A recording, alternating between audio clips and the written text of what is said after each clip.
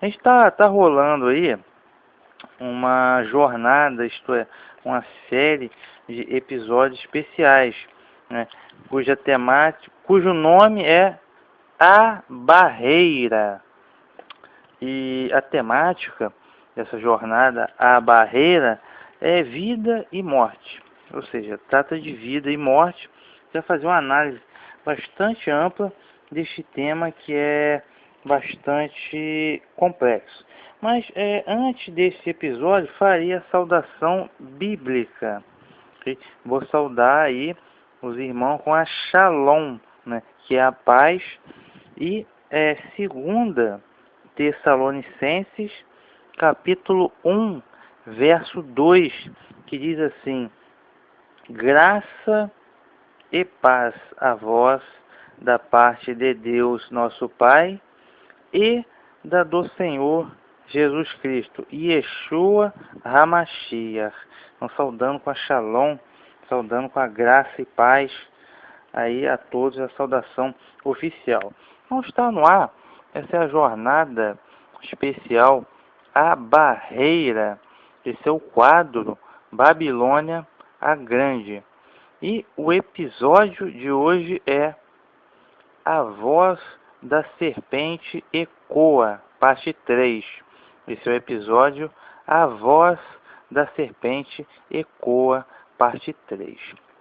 Bem, no livro do Apocalipse, capítulo 17, temos uma prostituta que está sentada sobre uma besta de cor escarlate, né? E sobre a prostituta está escrito mistério, a grande Babilônia, a mãe de todas as prostituições e abominações da terra. Bem, essa prostituta é simbólica, né? A grande Babilônia. Ela simboliza, na verdade, a prostituição espiritual, prostituição religiosa, ou seja, que é contra a adoração e o culto verdadeiro, ok? Contra a adoração verdadeira ao Eterno. Então, ou seja, a grosso modo, podemos dizer que é um império mundial de falsa religião. E esse império mundial de falsa religião, né, você tem algumas doutrinas que são comuns a todas essas religiões do mundo inteiro. Okay? Inclusive dentro do cristianismo e dentro do judaísmo apóstatas, ok? Então 99% de todas as religiões do mundo tem na realidade uma concepção, uma doutrina chamada imortalidade da alma, ou seja, é um consolo para a morte, é uma forma de explicar a morte, que se baseia no seguinte ponto: após a morte física, né, após a morte do corpo físico, o ser humano continua vivo de alguma forma, ou seja, sai um fantasma consciente de dentro dele. Esse fantasma se chama alma ou espírito, e esse fantasma vai para um além. Então, ou seja, de alguma forma o ser humano continua vivo e consciente, né, após a sua morte física. E os destinos desse fantasma, né, espírito ou alma, são os mais variados possíveis. Dizem que vai direto para o céu e ficar lá eternamente, ou para o inferno, ficar acorrentado, ou para o inferno pegar fogo por incontáveis bilhões de anos, ou vai para o limbo, ou vai para o nirvana, ou enfim, ou simplesmente a reencarnação. São vários os destinos, mas o princípio é o mesmo de 99% de todas as religiões, que após a morte física, o ser humano continua vivo no além, através de um fantasma. Isso se chama imortalidade da alma. Como já vimos nos 2 primeiros episódios, na verdade isso é uma grande mentira. Isso é uma doutrina de Satanás, ok? Por quê? A Bíblia, a palavra de Deus, o ensinamento do Senhor Yeshua HaMashiach, Jesus Cristo, é a ressurreição dos mortos, ok? Então é impossível você conciliar a ressurreição com a imortalidade da alma. São coisas totalmente distintas e impossível haver uma conciliação.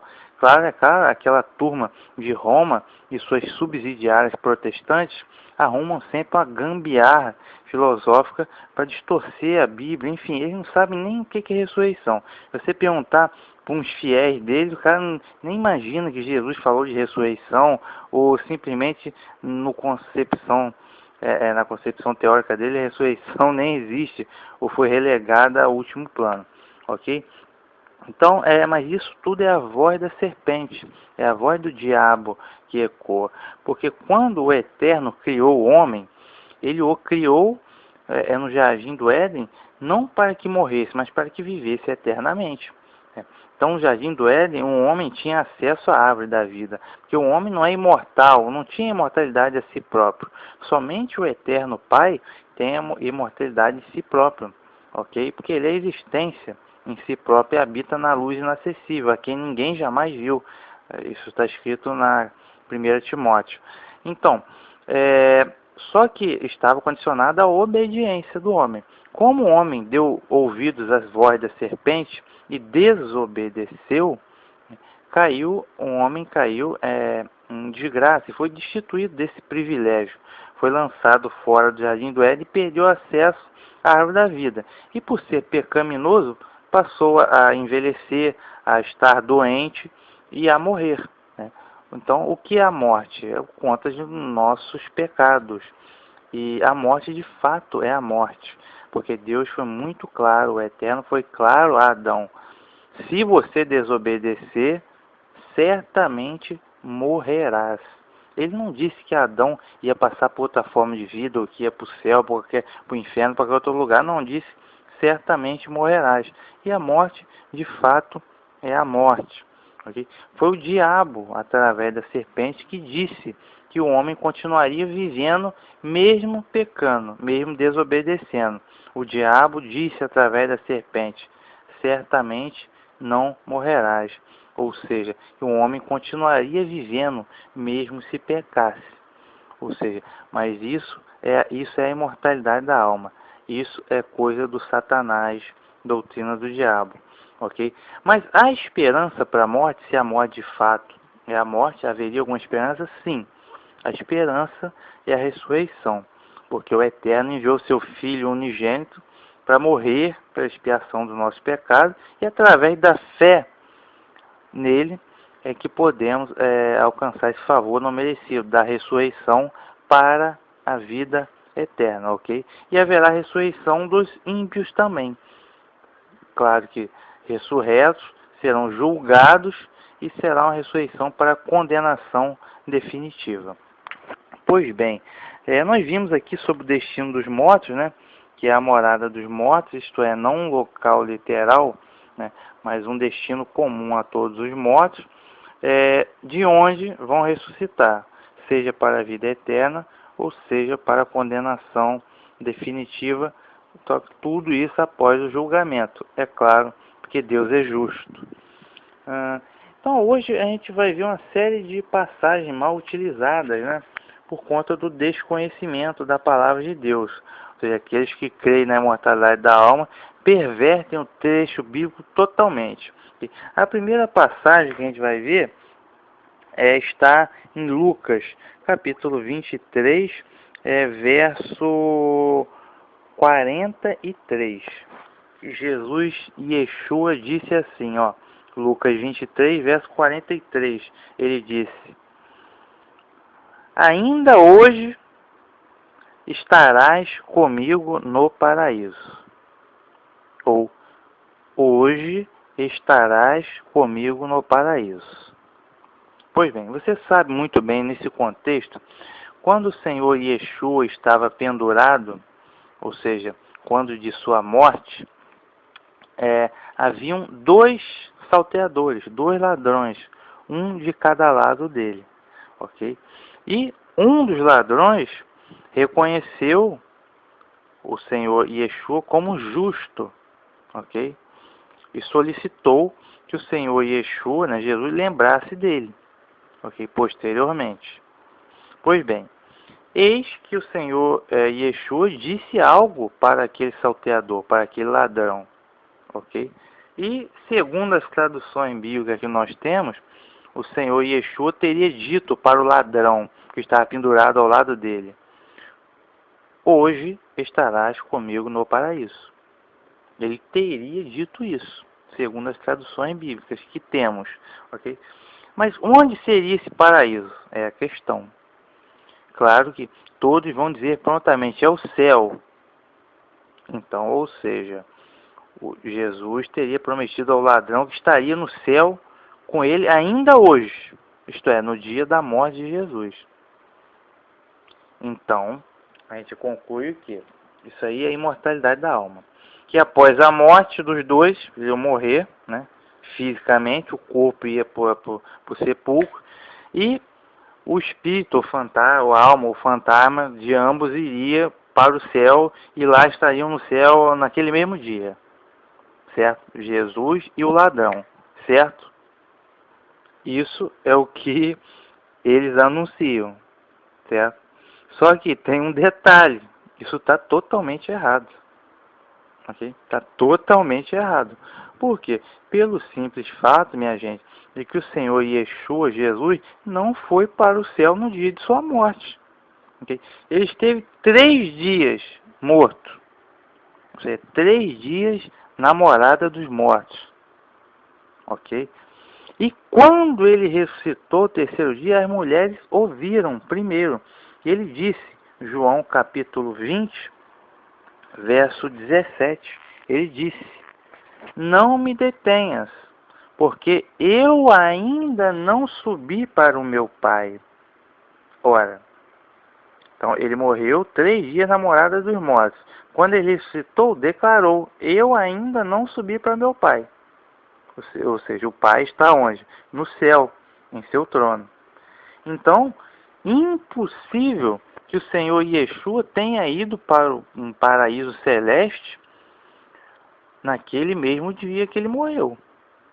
Ok? Porque ele só foi subir ao Pai depois de algumas aparições, subiu do Monte das Oliveiras, em Atos dos Apóstolos, capítulo 1. Ok? Então, no dia da morte dele, ele não subiu para o Pai. Ok? Então, é impossível que ele esteja com o ladrão naquele mesmo dia no paraíso celeste. Se ele próprio não foi para o céu naquele dia, tampouco o ladrão, né? O ladrão não iria para o céu antes de Jesus, né? Por favor. Então, surge a questão, será que o Senhor Yeshua, o Senhor Jesus, se equivocou nisso? Não, na verdade, não há nenhum equívoco.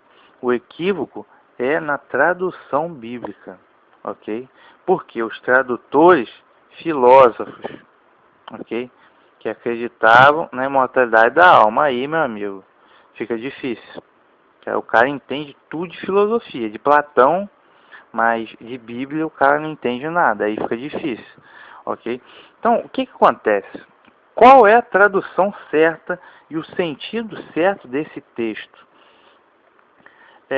O idioma grego, tanto o hebraico quanto o grego, mas no caso aqui, que é a Nova Aliança, Evangelho de Lucas, grego, foi escrito em grego.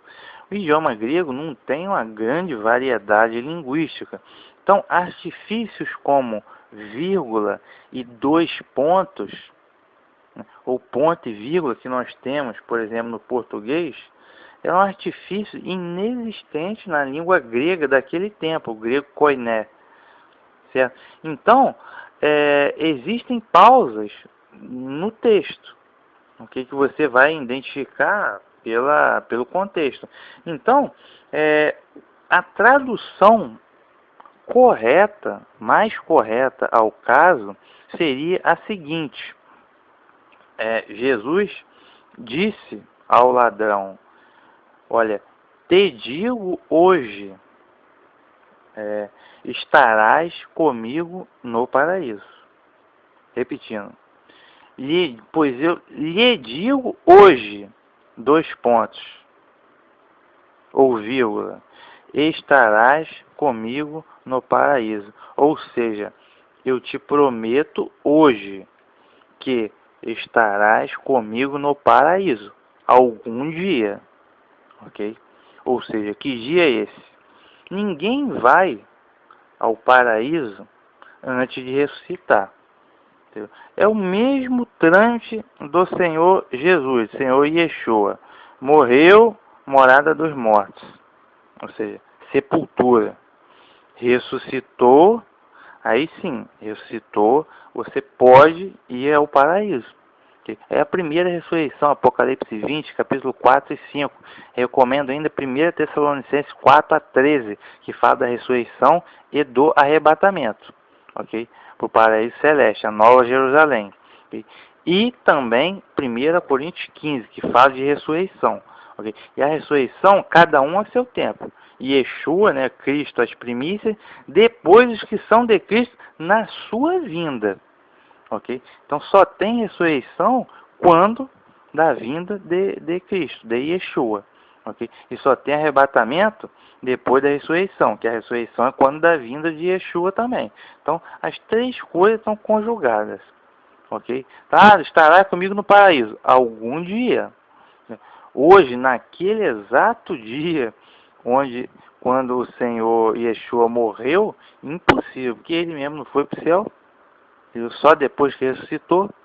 Então, é estranho. Ou seja, vejam como os caras não sabem nem, sabe, a Bíblia, eles traduzem a Bíblia tão mal e fica virando um livro de contradições. Ah, ainda hoje você vai estar no paraíso comigo, no céu. Mas se eu mesmo não fui para o céu hoje, como assim? Estranho, né? Ainda hoje estará comigo no paraíso, ainda hoje. Mas peraí, ressuscitei 3 dias depois do hoje. 3 dias depois ressuscitou, declarou, ainda não subi para meu pai.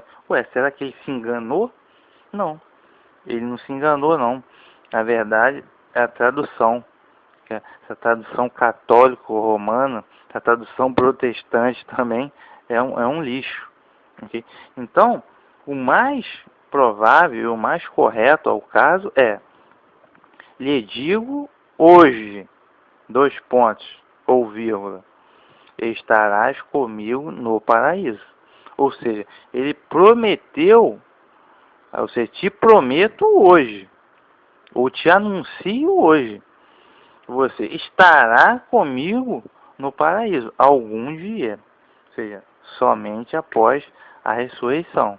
Ok?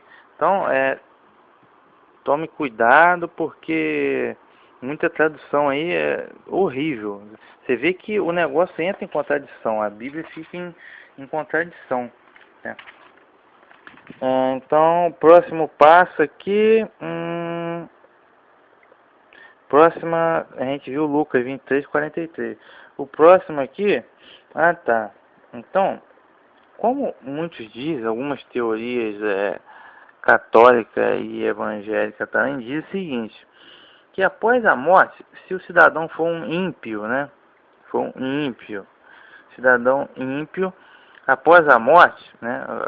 O corpo dele vai para a sepultura, né? Vamos supor. E lá o fantasma dele, a alma ou espírito fantasma, vai direto pro inferno. Ok? Então vai direto ao inferno. Se for um ímpio de fora da igreja, onde irá sofrer eternamente castigo no fogo do inferno. Ou seja, isso aí é imortalidade da alma. Ou seja, que os ímpios após a morte vão para o inferno, né, que é o inferno de fogo, vão queimar no fogo eternamente. Bilhões e bilhões de anos torturados no fogo ardente. Ora, eu vi isso outro dia, pastores evangélicos anunciando isso na rádio. Imagine, irmãos, o sofrimento, bilhões e bilhões de anos queimando no fogo do inferno. Imagine só o sofrimento. Anunciando isso, pastores evangélicos. E católicos anunciam a mesma coisa, tá? Eles anunciam isso. Anunciam que o ímpio, Deus, que o eterno, né, vai castigar por bilhões e bilhões de anos uma pessoa, um fantasma, né, que seria a alma e o espírito, né, no inferno, bilhões de anos pegando fogo, vezes bilhões, eternamente pegando fogo. Eu pergunto para você, você que é uma pessoa não religioso, mas você, uma pessoa que tem um raciocínio lógico, mediano, você tem um Deus, um eterno, você que criou toda a criação com o maior amor possível e imaginável, que tem um amor tamanho pela humanidade, que ele mandou o Filho único dele para sofrer, para morrer pela humanidade. Você tem um eterno Deus e Pai, que é amor e é justiça. Você acha que esse Deus de infinito amor, por exemplo, você ama aí o seu filho, sua filha, seu pai, sua mãe, não ama? Então, pois é. Então você imagine o amor de Deus, do eterno Pai, que é infinitamente maior que o seu. E o que a gente que é ruim, sabemos amar. Mas você imagine o eterno que é santo. Então você tem um Deus que é santo e que é amor. Você acha que esse Deus eterno iria castigar uma criatura por trilhões, vezes trilhões de anos, eternamente, aquela criatura pegando fogo ali? Você acha que o eterno Deus de amor faria isso? E de justiça faria isso? É claro que não. Minha gente, isso é heresia, é uma heresia diabólica, sem tamanho, que esses incompetentes, tá, pregam, anunciam dentro das igrejas. São os verdadeiros hereges, incompetentes, burros e diabólicos, para atribuir ao Deus de amor uma característica dessa, uma faceta ruim dessa. Pelo amor de Deus, isso é um absurdo. Tá? É um absurdo. Onde está o problema? O problema está na tradução. Essas Bíblias que a gente tem aqui estão mais adulteradas do que gasolina de pôr de periferia. O primeiro problema é a palavra inferno, que eu já falei para vocês. A palavra inferno vem do latim, não é uma língua bíblica, é uma língua romana. Então, no latim, a palavra inferno significa inferior. E dentro da cultura greco-romana e da cultura pagã, esse inferno inferior seria realmente um lugar onde as almas, né, os fantasmas, seriam torturados por bilhões de anos. Sem fim, no fogo, sem fim. Isso é coisa do Satanás. Isso é uma doutrina do Satanás. Para poder dizer que o eterno Pai é ruim, entendeu? Que é castigador. Ok? Então essa é uma doutrina pagã e do Satanás. A gente já viu que em muitos lugares na tua Bíblia não está escrito inferno, deveria estar escrito morada dos mortos, que é o Sheol, que vem do hebraico, ou Hades, que vem do grego. Significa literalmente sepultura, que seria morada dos mortos, ou seja, o destino comum a todos os mortos. Que não é um local literal, mas sim o sono, entendeu? Ou seja, não tem consciência alguma os mortos. Por quê? Porque eles estão mortos. Não estão sofrendo, não estão com alegria, não estão com nada, não estão te vendo, não podem te ajudar, não vão escutar a tua reza. Não, simplesmente aguardam a ressurreição e julgamento. Pode ser para a vida eterna ou pode ser para a condenação. Ok? A justiça de Deus vai entrar nesse caso. Ok? Então, você vai me indagar, poxa, mas a minha Bíblia aqui está claro. Castigo ou condenação, ou sei lá o que for, tormento eterno. Está escrito lá, eterno é para sempre, certo? Pois é. Só que esse eterno, ele está traduzido errado. Ok? Como funciona a coisa? Por exemplo, vamos supor que um indivíduo viveu 70 anos cometendo maldades, iniquidades. Em troca desses 70 anos, ele vai ficar queimando no fogo do inferno eternamente, por milhares vezes milhares de anos. Ora, não tem proporção na coisa, né? 70 anos que ele fez maldade. Em troca desses 70 anos que ele fez maldade, ele vai ficar trilhões vezes trilhões de anos pegando fogo no suposto inferno? Não, isso é um absurdo, ok? Isso é uma heresia morre master. Okay? O eterno é amor e justiça. Atribuir uma faceta covarde como isso ao eterno é a heresia máxima.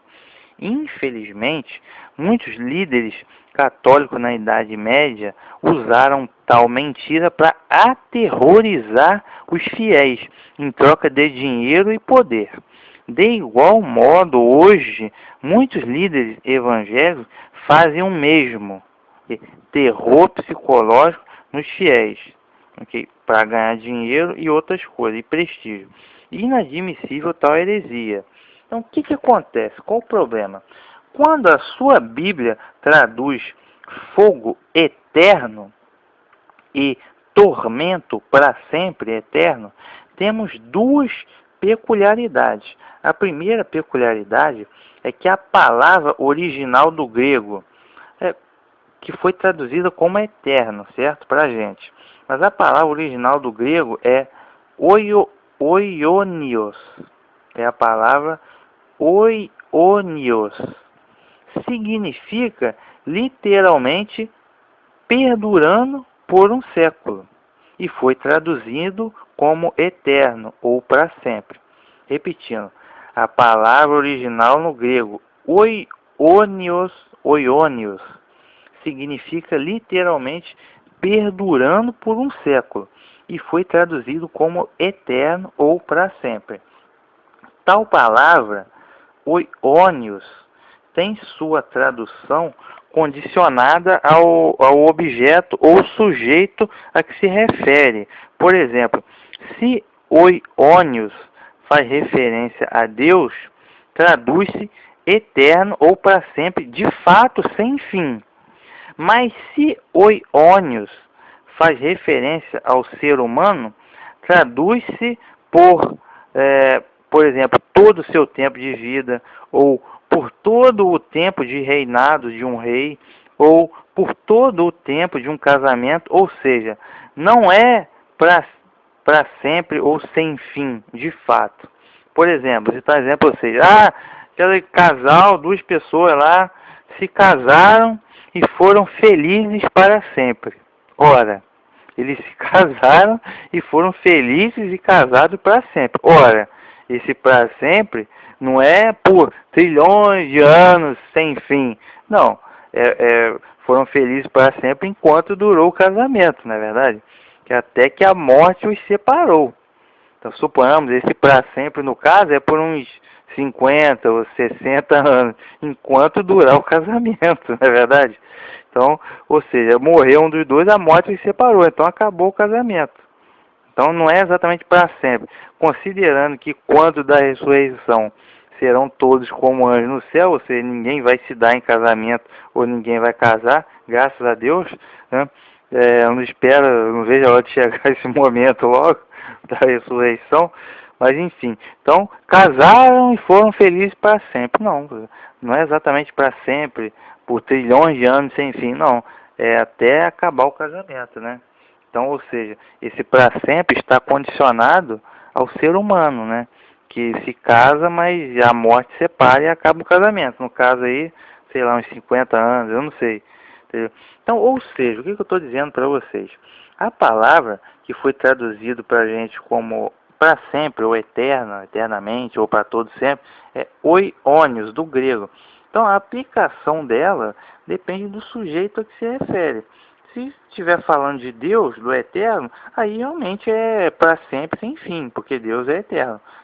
Mas se estiver falando do ser humano, aí esse oionios, né, não é exatamente sem fim, por toda a eternidade. É enquanto durar a vida do ser humano, ou seja, por um tempo específico. Ou enquanto durar o reinado de um rei, ou enquanto durar um casamento, e por aí vai, entendeu? Só que infelizmente foi traduzido errado, como para sempre.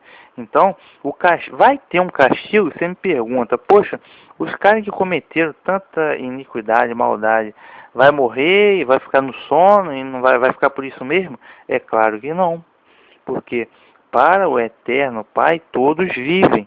Por quê? Porque todos vão de ressuscitar, todo mundo está na memória dele. Então, o cidadão ímpio, que só fez maldade, vai ressuscitar.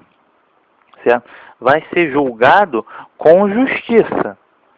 E, conforme está expresso no livro do Apocalipse, quem não for achado no livro da vida do Cordeiro, isto é, de Jesus, vai ser lançado após o julgamento, Apocalipse 20, 11 a 13, vai ser lançado no lago de fogo. Ou seja, o lago de fogo não é a morada dos mortos, ok? É só depois do julgamento. No lago de fogo. Aí no lago de fogo vai ter o castigo, sim. Não é uma destruição instantânea, ok? O cidadão vai pagar por tudo. Então realmente vai ser castigo. Então, e esse castigo perdura por um tempo e finaliza com a destruição. Ou seja, o indivíduo vai ser destruído. Então o eterno vai jogar corpo e alma no lago de fogo, ou seja, corpo com vida, corpo vivo, ok? Porque é justiça, tem uma questão de justiça. Então o cidadão vai pagar por tudo e esse castigo culmina na destruição, ou seja, vai simplesmente deixar de existir, ok? Então não é para sempre não, pelo amor de Deus. Você me dizer que o Eterno vai castigar uma criatura por trilhões de anos incontáveis no fogo, isso é uma doutrina diabólica, chamada imortalidade da alma. Ou seja, se eu não preciso nem comentar, ok? Preciso nem comentar, porque é tão absurdo, né? Que não...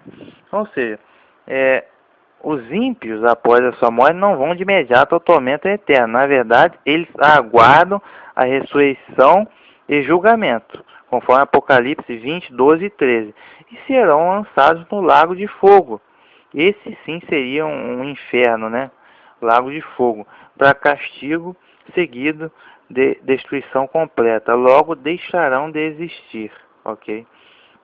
Então essa foi a primeira peculiaridade de respeito à tradução incorreta da palavra grega oionios, que tem sua aplicação temporal relacionada, dependente do sujeito a que se refere. Então, se referir a um ser humano é por um tempo limitado, né? Porque o ser humano não é imortal.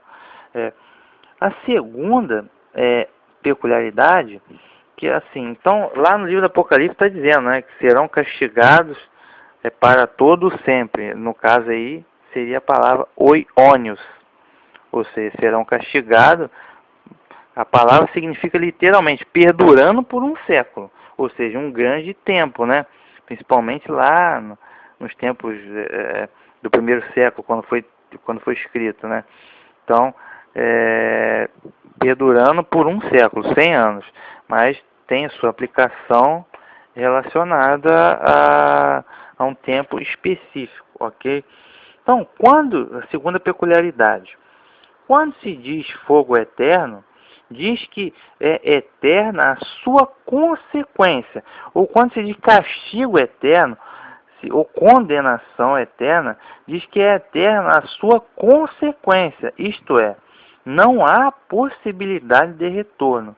Não é eterna a duração temporal. Vejamos um exemplo. Está escrito em Judas, capítulo 1, verso 7. Trata da destruição de Sodoma e Gomorra. Destruição com fogo realmente que veio do céu. Judas 1, verso 7. Diz assim, ó. Sodoma e Gomorra foram postas por exemplo, sofrendo a pena do fogo eterno. Sodoma e Gomorra foram postas por exemplo, sofrendo a pena do fogo eterno. Ora, as cidades de Sodoma e Gomorra não estão ardendo em chamas até hoje, mas foram destruídas pelo fogo com consequência eterna. Ok? Então você não tem Sodoma e Gomorra queimando no fogo eterno até hoje. Se eu for lá, estão queimando, pegando fogo. Não. É que esse fogo é eterno nas consequências, ou seja, acabou, foi destruída mesmo. Sodoma e Gomorra nunca mais se ergueu. De igual modo, esse fogo eterno, ou esse castigo aí, que é eterno, a destruição é eterna na consequência.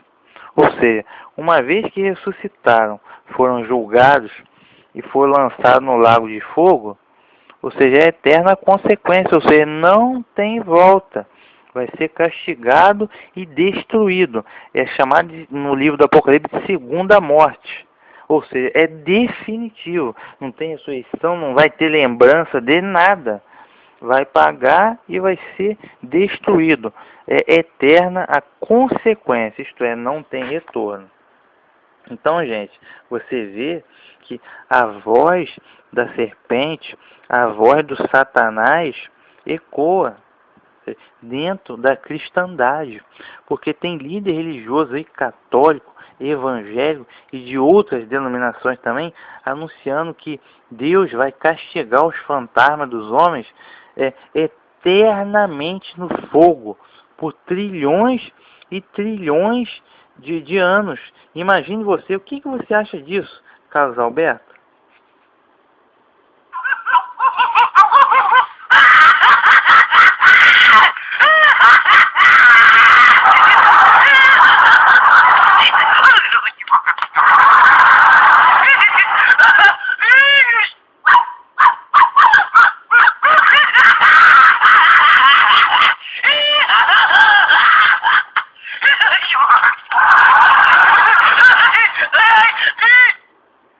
É isso aí.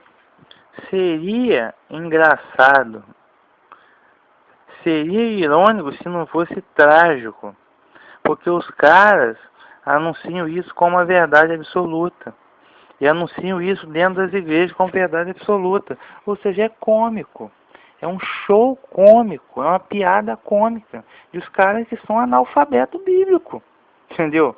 Então é complicado, por favor, não me chamem para ouvir isso, porque eu cansado de receber convite. É para ouvir porcaria do tipo? Não me chame, cara.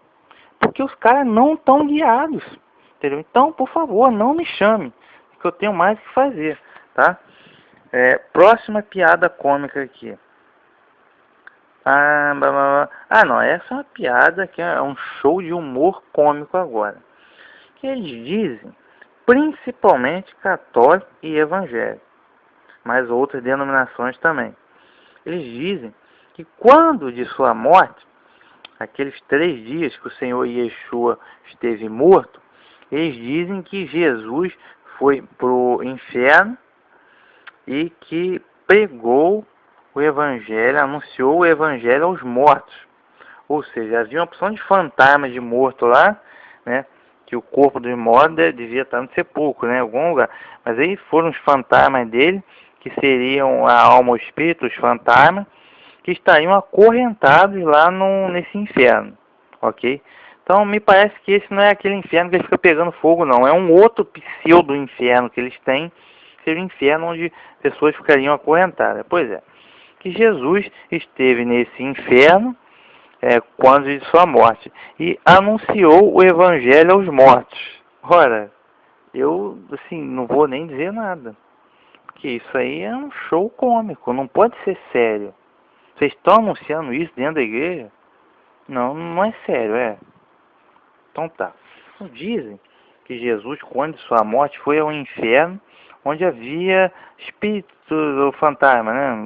Almas, fantasmas acorrentados, e anunciou o evangelho e o arrependimento a estes mortos. E alguns desses mortos se arrependeram e subiram ao céu com Jesus, alguns desses fantasmas. Olha, isso é medíocre. Tá? Vou fazer até um novo quadro para citar essas presepadas. Vai ser a fantástica fábrica de doutrina medíocre. Entendeu? Porque é brincadeira. Então vamos à ação. Qual é o texto que eles reivindicam tal hipótese?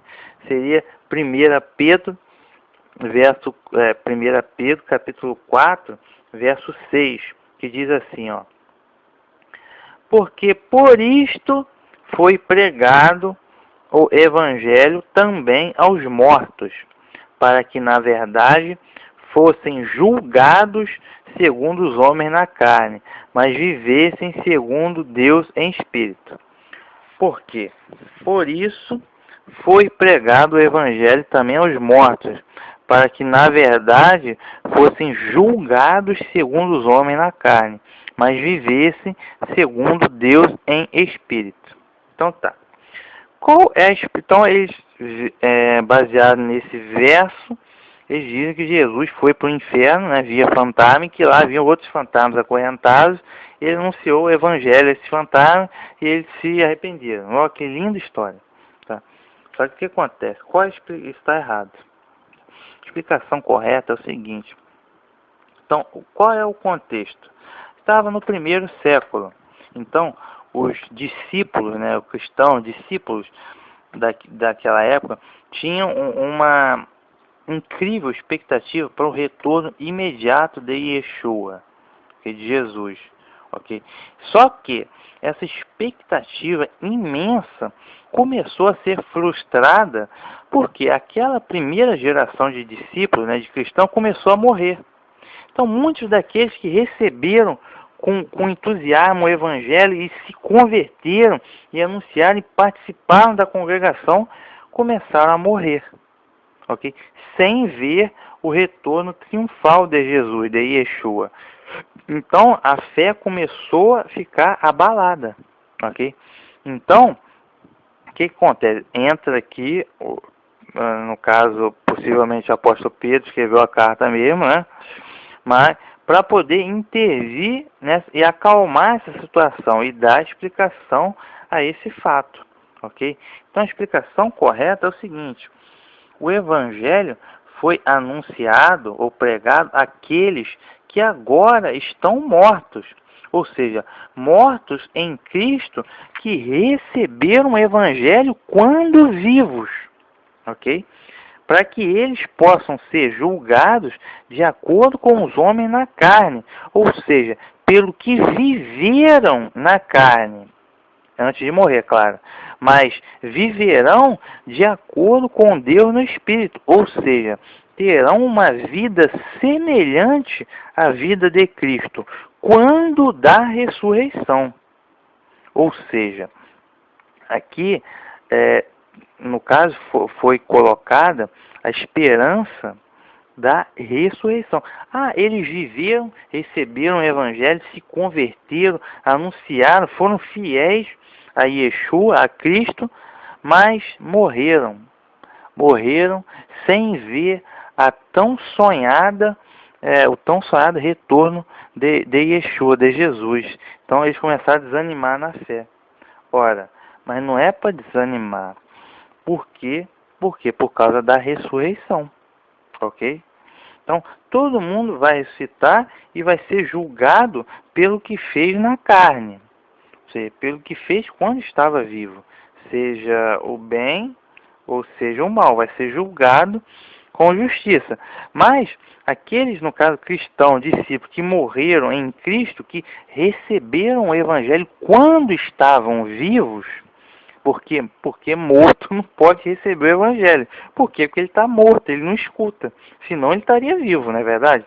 Então, eles receberam o Evangelho quando estavam vivos.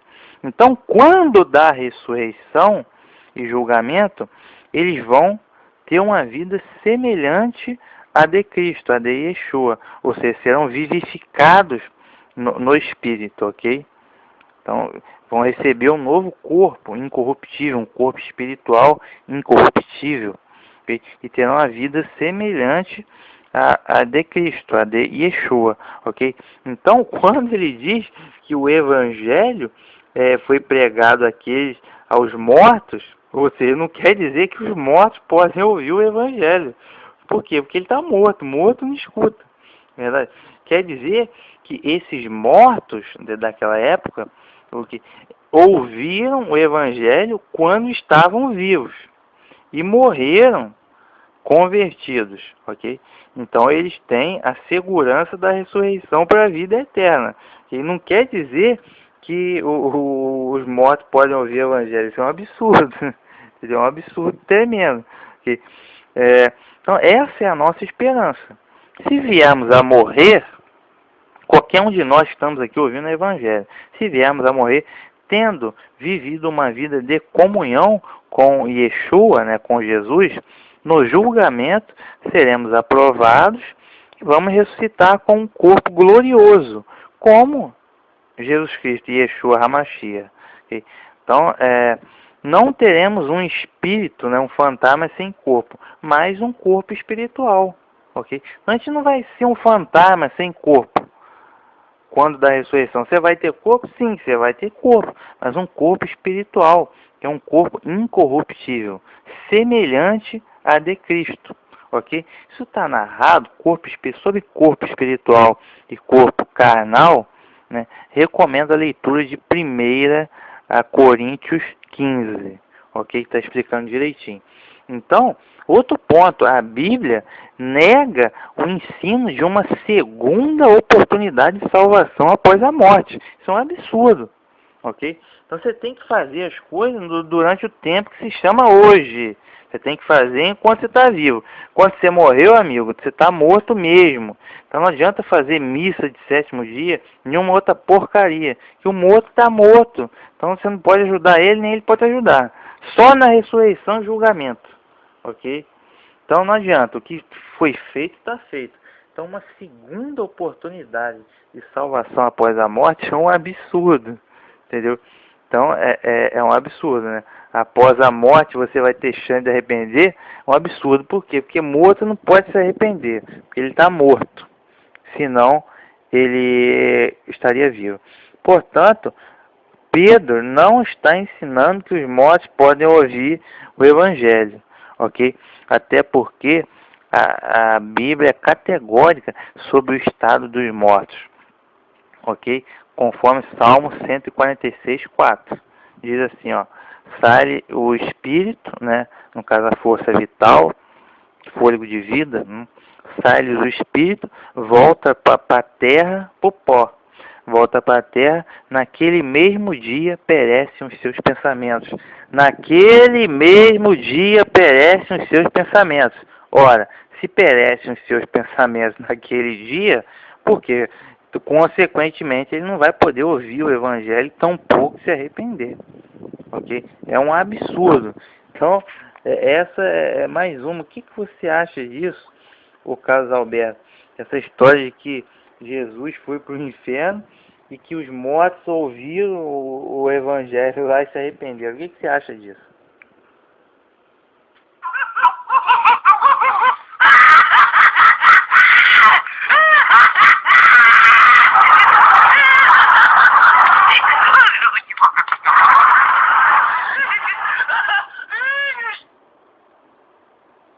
Então, é engraçado, né? Seria irônico se não fosse trágico. Por isso o Evangelho foi pregado também aos mortos. Ou seja, foi pregado quando eles estavam vivos e morreram na fé em Cristo, né? Eles não poderiam ouvir o Evangelho depois de morto, né? Ele está morto. Então chega a ser um absurdo. Mais uma passagem que também é a mesma coisa. Que eles utilizam para dizer que Jesus, quando morreu, esteve via fantasma. Ele foi para o inferno e lá anunciou lá os fantasmas que lá estavam acorrentados. Anunciou o Evangelho, né? Então vamos ver aqui a outra passagem, 1 Pedro 3:18-20. A que a gente viu agora foi 1 Pedro 4:6. Agora a gente vai também em 1 Pedro 3:18-20, que diz assim, ó: porque também Cristo padeceu uma vez pelos pecados, o justo pelos injustos, para levar-nos a Deus, mortificado, na verdade, na carne, mas vivificado pelo Espírito, no qual, isto é, no Espírito Santo, também foi e pregou aos espíritos em prisão, os quais noutro tempo foram rebeldes, quando a longanimidade de Deus esperava nos dias de Noé, enquanto se preparava a arca, no qual poucas, isto é, 8 almas se salvaram pela água. Vou repetir. Porque também Cristo padeceu uma vez pelos pecados, o justo pelo injusto, para levar-nos a Deus. Por isso que ele é o Cordeiro de Deus. Okay? Mortificado, na verdade, na carne, isto é, morreu. Okay? Mortificado na carne, ele morreu. Okay? Mas vivificado pelo Espírito, ele morreu. No entanto, o Espírito Santo do Eterno Pai o ressuscitou dos mortos. Okay? Ele morreu, né, pela carne, ele morreu. Porém, ressuscitou pelo Espírito Santo. Ok? É o que ele está dizendo. No qual, isto é, no Espírito Santo, também foi e pregou aos espíritos em prisão. Então ele está dizendo que no Espírito Santo foi pregado aos espíritos em prisão. Mas quem seriam esses espíritos em prisão? Seriam fantasmas que estavam acorrentados no inferno e depois de mortos e ouviram o evangelho? Claro que não. Espíritos em prisão, que prisão é essa? Prisão do pecado, presa, acorrentado pela cadeia do pecado. Porque eu já disse, qual o principal significado da palavra espírito? No caso aqui é grego, né? Qual seria o principal significado da palavra espírito? Fôlego de vida ou força vital. Mas tem outros significados, dependendo do contexto, secundários. Por exemplo, espírito pode ser um ser invisível, uma criatura invisível. No caso, um anjo ou um demônio, por exemplo. Ou, em alguns momentos, a palavra espírito faz referência simplesmente a pessoas, entendeu? Pessoas, que é o caso aqui. Então, esses espíritos em prisão, na verdade, eram pessoas bem-vindas, não eram fantasmas de pessoas, não. Espíritos em prisão, por exemplo, aquele cara, que espírito também significa mente, ou a personalidade da pessoa. Então, aquela pessoa cuja mente está presa, ou seja, cujos sentimentos, que também faz parte desse contexto de espírito, estão presos. Por quê? Pelo pecado. O cara quer roubar, quer matar, quer prostituir, quer usar droga, entendeu? E por aí vai. Está preso o cidadão, está amarrado por Satanás, está amarrado pelo pecado, na prisão do pecado. Então, espíritos em prisão não são fantasmas, são pessoas bem vivas, pessoas vivas, cujo espírito, isto é, a mente, a personalidade, os desejos, os sentimentos, que é o espírito, ok? Estão totalmente presos. Por quê? Presos pelo pecado. Só quer saber de coisa ruim, não conhece, não procura Deus, não procura adorar, não procura a palavra de Deus, não se esforça em nada. Você está entregue na mão do Satanás. Então, espíritos em prisão, prisão do pecado. No caso, ele está dizendo que pelo Espírito Santo foi anunciado uma salvação, né, aos espíritos em prisão, que eram pessoas presas pelo pecado. Quando? Aqui está dizendo aqui quando, o tempo. No verso seguinte, ó. Os quais, noutro tempo, foram rebeldes, quando a longanimidade de Deus esperava nos dias de Noé. Isto é, enquanto se preparava a arca. Então, qual é o tempo que foi anunciado uma salvação às pessoas presas pelo pecado, ou seja, o espírito em prisão, através do Espírito Santo? Quando? Ora, ele está dizendo que no outro tempo, né? Nos dias de Noé. Okay? O tempo, esses espíritos em prisão, essas pessoas presas no pecado, acorrentadas pelo pecado, quando isso? Nos dias de Noé. Quando Deus esperou o Eterno, Ele não mandou dilúvio sem avisar. Não, vou mandar. Tá todo mundo pecando, tá uma droga. Tá uma droga, essa humanidade não tem jeito. Então, vou mandar o dilúvio sem avisar e vou acabar com todos eles. Não foi isso. O Eterno avisou? Sim. O Eterno sempre avisa, sempre tem os seus servos exercendo o ministério, mesmo antes de Noé. Por exemplo, é o caso do profeta Enoque. Aqui, qualquer dia aqui eu vou trazer para vocês, para a gente, o livro do profeta Enoque. Sensacional. E no caso de Noé, 120 anos do ministério de Noé, o servo do Eterno, o qual é um ministério provocado, né, guiado pelo Espírito Santo, já era guiado pelo Espírito Santo do Eterno, ok? Com o propósito justamente de buscar converter aquelas pessoas, ok? Então, o Eterno foi longânime, ou seja, ele esperou bastante, 120 anos no ministério de Noé. Como não teve jeito, aí, meu amigo, mandou o dilúvio, ok? Então, nos quais ele está dizendo que só 8 almas se salvaram pela água. Essas 8 almas que se salvaram eram fantasmas de morte? Não. Essas 8 almas eram pessoas bem vivas, porque a palavra alma significa principalmente vida. Okay? Então, 8 almas, isto é, 8 vidas, 8 pessoas da família de Noé que se salvaram pela água, isto é, pela arca. Eles se salvaram da condenação. Então, a explicação correta é que nos dias de Noé, por meio do Espírito Santo, foi anunciado aos antediluvianos, que eram as pessoas daquela época, que estavam presos pela cadeia do pecado. Ou seja, como é claro, o Senhor Yeshua HaMashiach, Jesus, que já existia, claro, antes da criação do universo, que ele nasceu do Pai, né, possivelmente Cristo, né, Yeshua, pregou aos antediluvianos pelo Espírito Santo através do ministério de Noé. Okay? Então, qual era esse tempo? Era nos dias de Noé, no outro tempo. Ok? Então, essa é a explicação correta. Então, quem eram esses espíritos em prisão? Seriam fantasmas acorrentados no inferno? Ou seriam pessoas bem-vivas, presas pela cadeia do pecado? É a segunda opção. Por exemplo, Salmo 142, 7. Davi diz, ó, tira minha alma da prisão, para que louve o teu nome. Os justos me rodearão, pois me fizeste bem. Que o salmista está dizendo, ó, tira a minha alma, isto é, minha vida, da prisão, para que eu louve o teu nome. Que prisão? É a prisão do pecado. Lucas 4,18.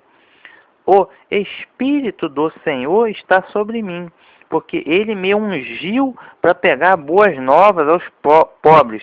Ele me enviou para proclamar liberdade aos presos. Quem leu essa passagem aqui do profeta Isaías foi o próprio Senhor Yeshua, Senhor Jesus, na sinagoga. Ele leu essa passagem, ok? Ele leu essa passagem. O Espírito do Senhor, isso é, do Eterno Pai, Yahweh, o Espírito Santo, estava sobre ele, ok? Para levar boas novas, né, o Evangelho aos pobres, e me enviou para proclamar liberdade aos presos. Mas que preso era esse? Que Jesus, que Yeshua veio para libertar. Era um preso que estava lá no cárcere, na prisão. O cara que matou estava lá na prisão, o cara que roubou estava na prisão. Não exatamente. Não é para tirar desse cárcere, né, da prisão lá que a pessoa estava.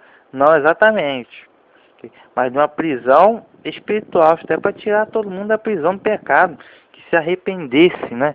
Que se convertesse, o assassino, o ladrão, se convertesse. Então ele veio para tirar a todos nós, da prisão do pecado. Okay? Isaías 42, 7. Né?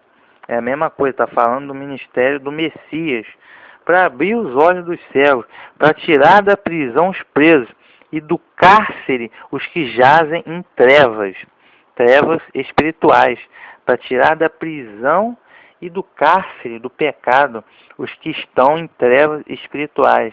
Foi Isaías 42, 7. E Provérbios 5, 22 diz assim, ó, Provérbios 5, 22. Quanto ao ímpio, as suas iniquidades o prenderão, e com as cordas do seu pecado será detido. Tá claro aqui, ó. Quanto ao ímpio, as suas iniquidades o prenderão, e com as cordas do seu pecado será detido. Ou seja, o ímpio, né, acorrentado, preso pelo pecado, ok? Então, ou seja, isso que ele está dizendo, essa prisão, acorrentados, dessa prisão, não é acorrentar, fantasma acorrentado no inferno, não. Pessoas bem vivas, muito vivas, porém mortas espiritualmente, presas, acorrentadas pelas cadeias do pecado, ok? Então, além disso, a possibilidade de arrependimento e conversão após a morte é totalmente antibíblico. Então, o que torna essa doutrina de vocês uma piada cômica. Então, resumindo, assim o tempo em questão era os dias de Noé, e o lugar era o mundo antes do dilúvio, e o meio pelo qual Senhor Yeshua, Jesus, contendia com o homem, era o Espírito Santo do Eterno, né? Que é o veículo. Então, é através do ministério de Noé, né? Ministério presidido e motivado pelo Espírito Santo, que durou 120 anos. Durante esse tempo, o Eterno Deus procurou libertar o povo da prisão do pecado e salvá-lo na arca, né? Então, somente 8 almas, 8 pessoas da família de Noé sobreviveram. Então, ou seja, mais uma vez essa história de... Eu vou ter que, vou ter que perguntar. Eu vou ter que perguntar para ele, não tem jeito não. perguntar pro Carlos Alberto o que você acha dessa história de que quando Jesus morreu, ele foi, haviam fantasmas acorrentados no inferno, ele anunciou o evangelho e o arrependimento a esses fantasmas. O que você acha disso, Carlos Alberto?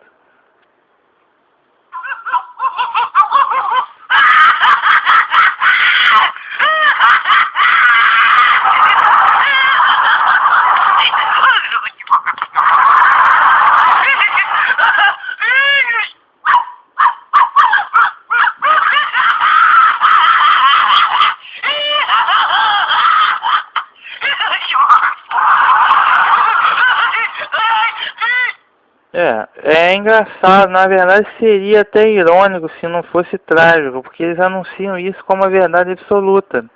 Enganam o povo, é uma coisa lamentável. A última passagem de hoje é o seguinte, diz que, Mateus 10, outro texto aqui mal usado, que é Mateus 10, verso 28, que diz assim, ó, e não temais os que matam o corpo e não podem matar a alma. Temei antes aquele que pode fazer perecer no inferno a alma e o corpo. Mateus 10, 28. E não temais os que matam o corpo e não podem matar a alma. Temei antes aquele que pode fazer perecer no inferno a alma e o corpo. Bem, primeiramente, se a alma vai perecer no inferno, no caso lago de fogo, ok? Se a alma vai perecer, ela não é imortal, entendeu? Porque o que é imortal não perece, entendeu? Se ela vai perecer, porque na realidade a palavra em questão aqui, que foi traduzido como perecer, eu esqueci como se pronuncia a palavra no grego. Mas essa palavra, ela tem dois significados. Pode ser destruída ou perecer. Okay? Pode ser destruir ou perecer, ok? No caso aqui escolheram o perecer. Mas se a alma perece, então ela não é imortal, certo? É a grande questão. Outro ponto aqui, ó. Então, no caso, o que eles alegam com essa passagem? Não tem mais os que matam o corpo e não podem matar a alma. Temei antes aquele que pode fazer perecer no inferno a alma e o corpo. Eles alegam primeiro que a alma e o corpo são coisas distintas, né? E que após a morte, a alma, né, que é o fantasma, vai para o inferno. Deus pode mandar essa alma para o inferno para ser castigado. Okay? Bem, alma e corpo são coisas distintas? São coisas distintas, porém relacionadas. Porque a gente já viu na criação do homem, o pó da terra é o corpo. Mas o espírito, que é o fôlego de vida, é igual a uma alma. Isto é, um ser vivo, uma vida. Ok? Então, esse é o significado para a alma. Só que aqui, a própria passagem, ela auto-anula essa doutrina de vocês. Porque é só ler. Só qualquer pessoa que sabe ler vai ler, ó. Temei antes aquele que pode fazer perecer no inferno, no lago de fogo, a alma e o corpo. Se ele está dizendo que vai perecer no inferno, no lago de fogo, a alma e o corpo, isso quer dizer que a alma ou o fantasma não vai perecer sozinho. Vai perecer alma e corpo. Então analisa comigo. O indivíduo morreu hoje. O corpo dele vai para onde? Vai para o sepulcro. E a suposta alma dele, o fantasma, vai para o inferno, arder no fogo, ora. Mas se o corpo dele está no sepulcro, então tem que ir aqui, é claro, ó, que Deus pode fazer perecer a alma e o corpo. Então, enquanto o corpo dele estiver no sepulcro, quer dizer, a alma dele não pode ir sozinha para lugar nenhum, certo? Como funciona a coisa? Vou explicar. Não tem mais os que matam o corpo e não pode matar a alma, a vida. Ou seja, você não precisa temer o assassino. Ou seja, o assassino pode te matar com um tiro ou qualquer coisa, uma facada, qualquer coisa. Isso é ruim? É ruim. Ou seja, é uma coisa muito ruim. Porém, o assassino não tem exatamente poder sobre a vida, sobre a alma. Por quê? Porque o Eterno Pai vai ressuscitar todos. Todos estão em plena memória deles. Inclusive, se a pessoa for assassinada, está em plena memória do Eterno. O Eterno vai fazer justiça contra quem te assassinou. O Eterno vai te recompensar, ok? Vai enxugar a tua lágrima. Tudo isso vai acontecer. Quando? Quando da ressurreição e julgamento, ok? Então o assassino vai te matar, isso é ruim. Mas o Eterno é que tem o poder, porque ele vai te ressuscitar. Então ele vai te ressuscitar e vai te julgar. Então ele tem poder para te ressuscitar, para te julgar, para te lançar no lago de fogo ou para trazê-lo para a vida eterna. E esse poder o assassino não tem, ok? Então você não deve temer exatamente o assassino. Ele mata o teu corpo, mas ele não tem poder sobre a alma, isto é, sobre a vida, sobre a ressurreição, sobre a vida eterna, julgamento, sobre a destruição da vida, né, da alma. Então, quem tem o poder efetivamente é o eterno Deus, ok? Então, temei antes aquele que pode fazer perecer no inferno, no lago de fogo, a alma e o corpo. Ele está dizendo aqui que vai perecer a alma e o corpo. 2 pontos. Primeiro, se a alma perece, ela não é imortal. Primeiro ponto. Segundo ponto, vai perecer alma e corpo, os dois.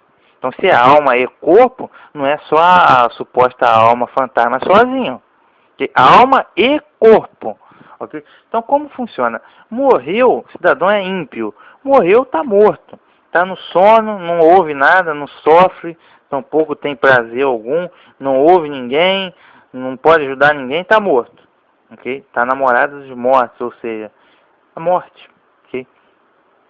Mas vai ressuscitar. Ok? No caso é a segunda ressurreição, Apocalipse 20, 12, 13. Vai ressuscitar e vai ser julgado. Okay? Por ser ímpio, será lançado no lago de fogo. Ok? Então vai ser lançado no lago de fogo alma, corpo e alma. Isto é, corpo e vida. Isto é, corpo vivo. Não é só o corpo cadáver, não. Corpo e alma, ou seja, corpo vivo, corpo com vida, vai ser lançado no lago de fogo por castigo seguido da destruição, ok? Então, somente depois da ressurreição e julgamento. Ou seja, nunca um suposto fantasma sem o corpo que vai para um suposto inferno pré-julgamento para sofrer por bilhões e bilhões de anos, ok? Vejam como está tudo errado a doutrina de vocês. Então, a explicação correta, essa passagem acima é a última no mundo que vocês que creem na mortalidade podem usar para justificar a mortalidade da alma e dizer que logo após a morte do corpo, o fantasma, né, vai sofrer no inferno. Ou seja, é um verdadeiro tiro no pé. Simples. No caso aqui, Jesus, Yeshua, disse que Deus pode fazer perecer o corpo, mas a alma, né, no caso a vida, no lago de fogo, inferno, né? Isso quer dizer que o fantasma, né, no caso a alma fantasma sem o corpo, não vai para o lago de fogo, para o inferno. Ao morrer, seu corpo vai para o sepulcro. Somente na ressurreição e julgamento, os ímpios vão para o lago de fogo, para o inferno, onde vão perecer. Isto é, se vai perecer, não é imortal. Só perece aquilo que tem um fim. Né? No caso, é óbvio isso, né? Ou seja, o assassino pode matar o seu corpo, mas não tem um assassino. O eterno Deus tem o poder sobre a alma, a vida, para ressuscitar, julgar e enviar o corpo e a alma, ou seja, o corpo vivo, para o lago de fogo, para o inferno. Ok? Então, essa é a grande questão. Ou seja, mais um ensino falso da parte de vocês. É praticamente um tiro no pé. Né? Essa própria passagem, Mateus 10, 28, desmente toda a teologia de vocês. Ok? Então, mais uma vez eu vou perguntar para o caso Alberto, né? No caso, isso aqui é um verdadeiro tiro no pé. Porque ele está dizendo que a alma e o corpo vai perecer. Se perece, não é imortal, só perece aquilo que tem um fim. E no caso, se é a alma e o corpo, não é a alma sozinha, o suposto fantasma sozinho. O que você acha disso, Carlos Alberto?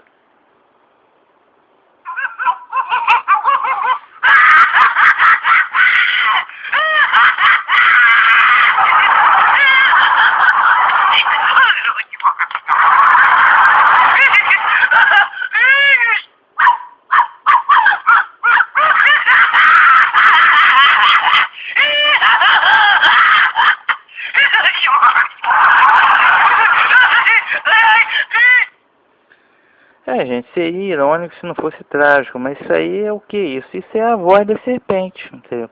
É a voz da serpente ecoando, dizendo que o ser humano é a imortalidade da alma, dizendo certamente não morrerás, para afrontar Deus, entendeu? Para afrontar e anular o ensinamento bíblico da ressurreição. É a voz da serpente ecoa no seio do cristianismo, infelizmente.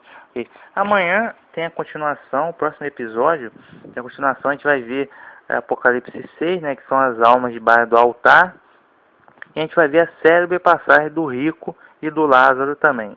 Um abraço, vejo vocês, fiquem com a Shalom.